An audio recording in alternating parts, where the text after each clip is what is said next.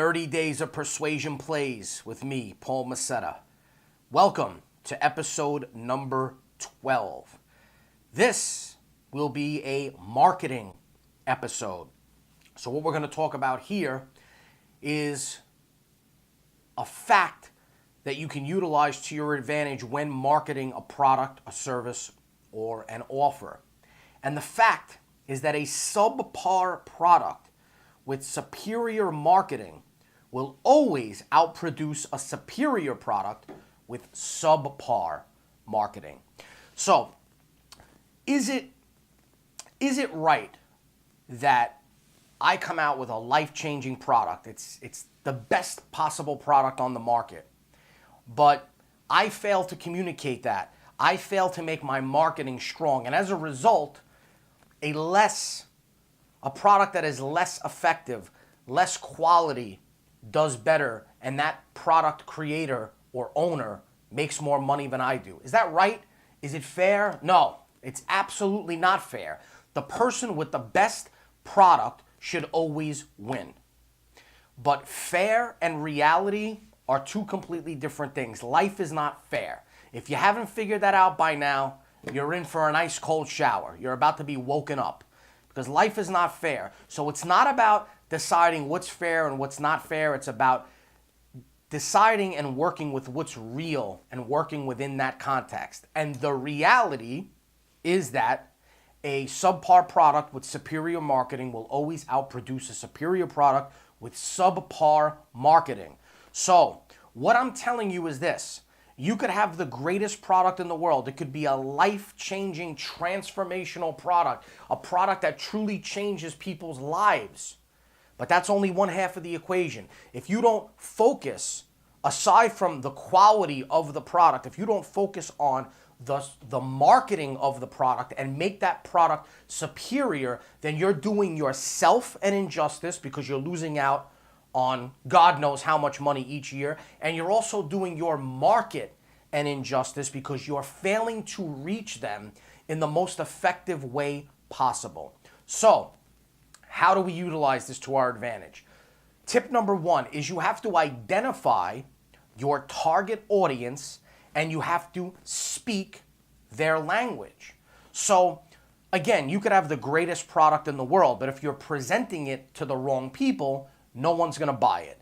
And the example that I give all the time is that if I sourced the highest quality organic grass-fed beef that money could buy, but pitched it to a group of vegans, I wouldn't sell an ounce of it because I'm communicating to the wrong audience. So the very first thing is you got to identify your target audience. You have to identify the group of people that are the most likely to buy your product and service. Now, once you identify them, you got to speak their language. You got to use words, phrases, sentences, and communicate thoughts and beliefs that they have. So how do you do that? There are a couple of different ways. What I tell somebody when they're going into a brand new market is join forums.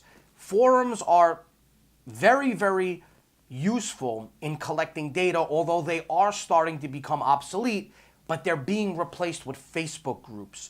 So go find Facebook groups of people that you believe will be in your target market. So if I was going to sell grass-fed beef, I would immediately go to the paleo community because I know that that's a very important thing in that community. So I would look for any paleo forums. I would also look for paleo Facebook groups or people that are posting paleo pictures on Instagram, and I would go become a part of their tribe, and I would look at the language that they're using when they communicate with each other. What are they talking about? Are they talking about raw vegetables? Are they talking about vegetables without pesticides? Are they talking about gluten-free stuff?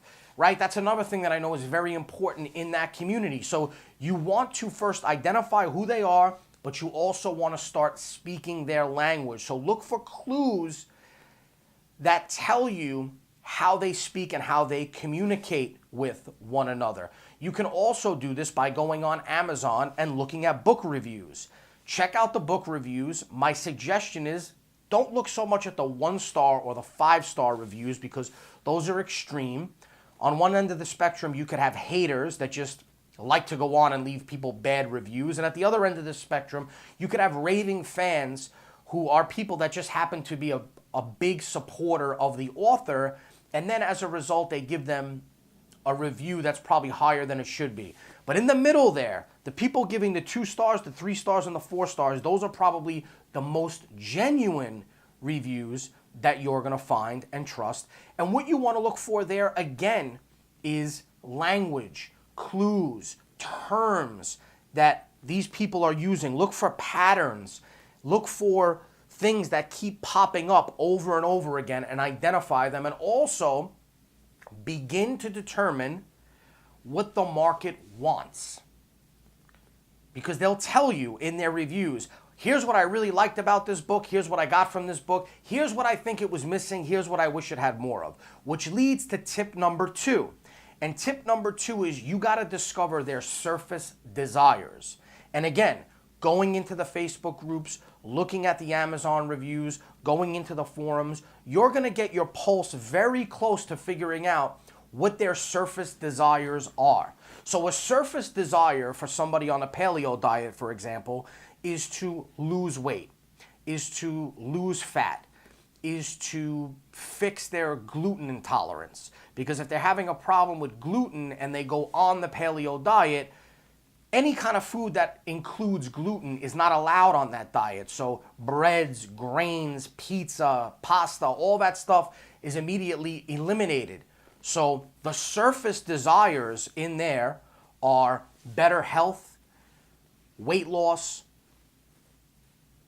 allergies. There are people that are allergic to a lot of things that are not included in the paleo diet. So they believe that going on the paleo diet will alleviate the symptoms and the reactions that they're getting. So those are the surface desires. And then tip number 3 is you want to discover their hidden desires. So the hidden desires are the stuff that they keep in here, the stuff that they're not publicly sharing with other people. So a surface desire may be that the person wants to lose weight, but a hidden desire may be that they want to go out on a date with somebody, or maybe they want to look better than their best friend. Maybe they're secretly competitive with that person and they feel like that person's in better shape than they are, so they want to look better than that person. Maybe they want to pick up a girl that they've had their eye on for a long time. Maybe it's a woman who's insecure when she goes on the beach and she's around her friends and she feels like her friends look better in a bikini than she does. These are not necessarily desires that people are going to come right out and say are desires. They're much deeper. They're much more hidden. So that takes another step and another level of discovery, but it is there, and it is there for you to discover. So again, the 3 tips to make sure that your superior product also has superior marketing is to identify the target audience and speak their language, discover their surface desires, and discover their hidden desires. Now, once you get all of this, these are the things that you need to communicate in your emails, in your blog posts, in your sales copy for your sales pages when you try to sell a product or a service. These are the places that you want to communicate these types of things when you speak to these people. And these 3 steps alone, don't get me wrong, the marketing puzzle is a very big puzzle. But starting with these 3 components will give you a very big head start in the process of making your superior product have superior marketing. Because I would hate to see you have a superior product but fall short to the subpar product because they have superior marketing. If you enjoyed this video, if you learned something from it, like it, leave a comment, subscribe to the YouTube channel.